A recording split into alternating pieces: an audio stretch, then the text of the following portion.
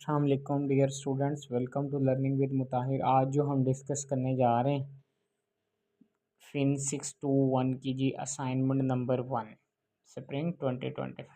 Due date है जी इसकी आपके पास 16 में।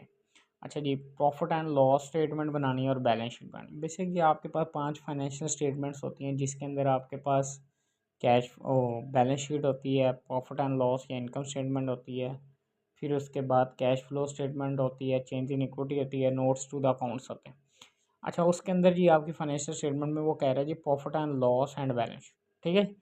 अब वो क्वेश्चन में के शुरू में बता रहा है जी ABC company limited prepared the following trial balance as on 30th June 2024, ठीक है जी। अब यहाँ पे देखेंगे स्टॉक ऑन जुलाई जुलाई 2023, ये ओपनिंग स्टॉक है जी, ठीक है। ये आपके जी पता है कहाँ पे लिखा जाएगा आपको, परचेज डेबिट बैलेंस है, सेल्स क्रेडिट बैलेंस है, फिर उसके बाद परचेज एंड परचेज रिटर्न का जो है वो क्रेडिट में बैलेंस है और सेल्स रिटर्न का डेबिट में है, ठीक है। आगे कैरेज इनवर्ड आपके पास डायरेक्ट एक्सपेंस है, सैलरीज है, इंश्योरेंस है विच इज़ डायरेक्ट एक्सपेंस है, बैड डेट्स है, ठीक है, इनडायरेक्ट एक्सपेंस है, फर्नीचर है, फिक्स एसेट है, कैपिटल इक्विटी है, printing and stationery indirect expense है, कैश एट बैंक आपके पास करंट एसेट्स है, ठीक है। Cash at bank current asset है, cash in hand current asset है। फिर उसके बाद वो कह रहा है 15% बैंक लोन, ठीक है। 15% आपके पास जो है मार्कअप इंटरेस्ट रेट है 15% ऑन 1 अक्टूबर 2023। अच्छा जी, अब वो यहाँ पे वो कह रहा है 5 लाख है। भाई 5 लाख आपने 1 अक्टूबर से लेके 30th जून 2024 तक कितने मंथ बनते हैं, 1 अक्टूबर से काउंट करें।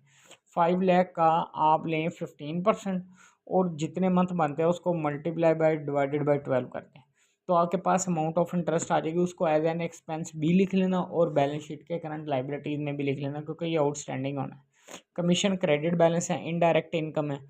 अच्छा जी, अब वो क्वेश्चन में नीचे एडजस्टमेंट में बता रहा है कि आपके पास क्लोजिंग स्टॉक 2 लाख है। जब भी क्लोजिंग स्टॉक आप बैलेंस शीट के करंट एसेट्स में लिखा जाएगा और दूसरा नंबर आपका ट्रेडिंग अकाउंट में आपके पास आ जाएगा जी। डेप्रिसिएशन फर्नीचर, फर्नीचर के ऊपर डेप्रिसिएशन लो, जो फर्नीचर का बैलेंस है आपके पास 3,50,000, उसके ऊपर लें डेप्रिसिएशन 10%, उसको as an expense profit and loss account की डेबिट साइड पे भी लिख लो और बैलेंस शीट में से एसेट में से भी ले। अब वो कह रहे हैं insurance 30,000 was paid in advance, तो इंश्योरेंस का जो बैलेंस आपका पेड है, एक मिनट यार। अच्छा, इंश्योरेंस का जो बैलेंस है आपके पास कितना है जी, इंश्योरेंस का 60,000, उसमें से 30,000 प्रीपेड है, तो 30,000 उसमें से माइनस कर दो प्रॉफिट एंड लॉस अकाउंट की डेबिट साइड में, और 30,000 बैलेंस शीट के करंट एसेट में प्रीपेड इंश्योरेंस के नाम से लिख लो, ठीक है। आगे है कमीशन रिसीवेबल 25,000, तो भाई ये आपकी इनकम रिसीवेबल है, ठीक है। एक तो आप कमीशन जो 5,000 है उसके अंदर 25,000 को क्या कर दो, ऐड कर लो, और 25,000 आप करंट एसेट्स में भी कर दो। अच्छा जी, अब वो क्वेश्चन में क्या करें, you must prepare the balance sheet in accounting form. आप बैलेंस शीट बनाएं किस में, काउंटिंग में, अदरवाइज आपको मार्क्स नहीं दिए जाएंगे, ठीक है। Use tables to prepare the profit and loss balance sheet and notes where required, complete sporting calculation working required. अच्छा जी, इस सारे मैंने बता दिए कहाँ कहाँ पे लिखना है जी। इन सब की सोल्यूशन फाइल्स अवेलेबल हैं आपके पास, इसका सोल्यूशन मैंने बता दिया, इसको देख के बताएं। अगर फिर भी नहीं होता तो पेड सोल्यूशन फाइल अवेलेबल है। इसके अलावा फिन के जितने सब्जेक्ट्स हैं, फिन 623, फिन 624 का जीडीपी, फिन 623 की असाइनमेंट्स, फिन 625 630 के जीडीपी, सारे एमजीटी के सब्जेक्ट सब की असाइनमेंट्स और जीडीपी की सोल्यूशन फाइल अवेलेबल है। प्रोजेक्ट या इंटर्नशिप रिपोर्ट्स के हवाले से किसी बच्चे को प्रॉब्लम है तो वो भी डिस्कस कर सकते हैं।